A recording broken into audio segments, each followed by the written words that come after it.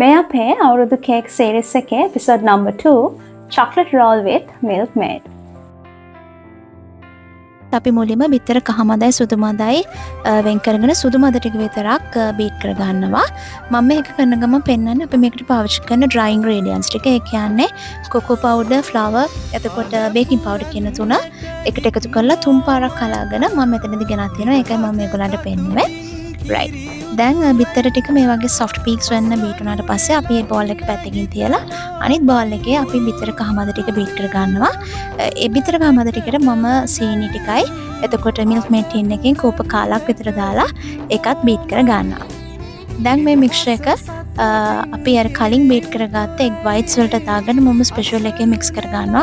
මෙතනදී ඔයගොල්ලෝ මතක තියාගන්න බීට් එක යූස් කරන්න යන්න එපා. අනිවාර්යෙන් ස්පෙෂල් එකෙන් කලවම් කර ගන්න.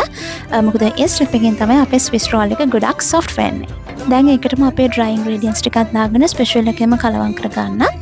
ඊට පස්සේ මම මේ මික්ස්චර් එකට උණු වතුර මේස හැඳි එකයි vegetable oil මේස හැඳි දෙකයි දාගෙන ආයෙත් කලවම් කර ගන්නවා.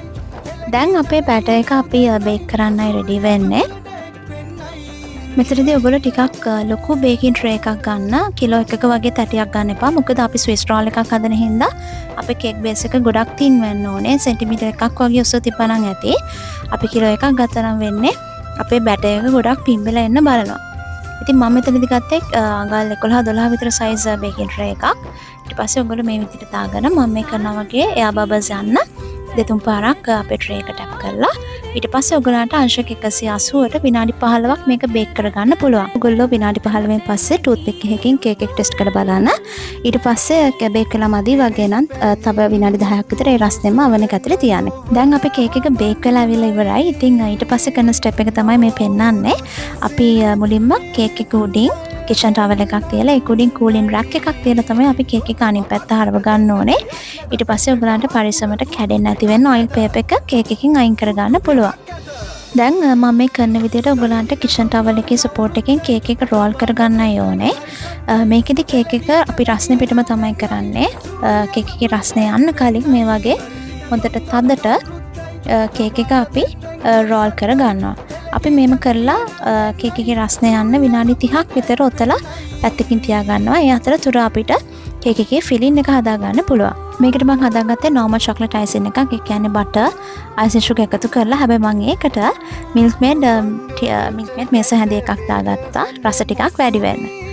දැන් අපේ කේක් එකේ රස්නේ ගිහිල්ලායි තියෙන්නේ. ඉතින් මම මේක කිචන් ටවල් එකෙන් අයින් කරගෙන ඒක ඔයිල් පේපර් එක උඩින් තියාගෙන ඊට පස්සේ තමයි අපේ ෆිලින් එක මම ඇප්ලයි කරගත්තේ. ඊට පස්සේ කලින් කරගත්ත විදිහටම අපි කේක් එක මේ වගේ රෝල් කරගන්නවා. ඉතින් කලින් අපි කරේ ටවල් එකෙන් අපි කිචන් ටවල් එකෙන් අපි කේක් එක ඔතාගත්තේ. ඒ වුණාට මෙතනදී අපි ඔයිල් පේපර් එකේ සපෝට් එකෙන් තමයි කේක් එක මේ වගේ රෝල් කරගන්නේ. පරිස්සමෙන් මේ වැඩේ කරන්න ඕනේ ෆිලින් එක එළියට එන්නේ නැති වෙන්න.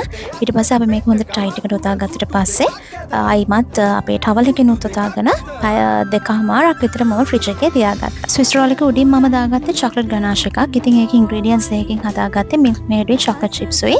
ඒ දෙක melt කරලා ඒකත් ටිකක් වෙලා රස්නේ යන්න මම එළිය තියාගත්තා. දැන් අපේ ස්විස් රෝල් එක පැය 2කමාරක් විතර ෆ්‍රිජ් එකේ තිබ්බට පස්සේ මම මේ ගෙනත් තියන්නේ. ඊට පස්සේ මම මේක කිචන් ටවල් එකේ ඔයිල් පේපර් එකේ අයින් කරලා මේක දෙපැත්ත කපලා අයින් කර ගන්නවා. ඊට පස්සේ තමයි මම chocolate wrap එකෙන් chocolate ganache එක මම මේකට දාලා අවුරුදු කේක් එකක් ඉඳන් මේකට ලස්සන අරියමක් දාලා කේක් එක ලස්සන කරගත්තේ. ඉතින් ඔයගොල්ලොත් මේක try කරලා බලන්න. මේක ගොඩක් soft. ඇත්තටම රස කේක් එකක්. ඉතින් හදලා බලලා මට කමෙන්ට් එකක් දාන්න කොහොමද කේක් එක කියලා. මේ වගේම ඔයගලන්ගේ අවුරුදු කැම මේසයට ලේසියෙන් හදාගන්න පුළුවන් තවත් කේක් එකකින් අපි ආයෙත් හම්බෙමු.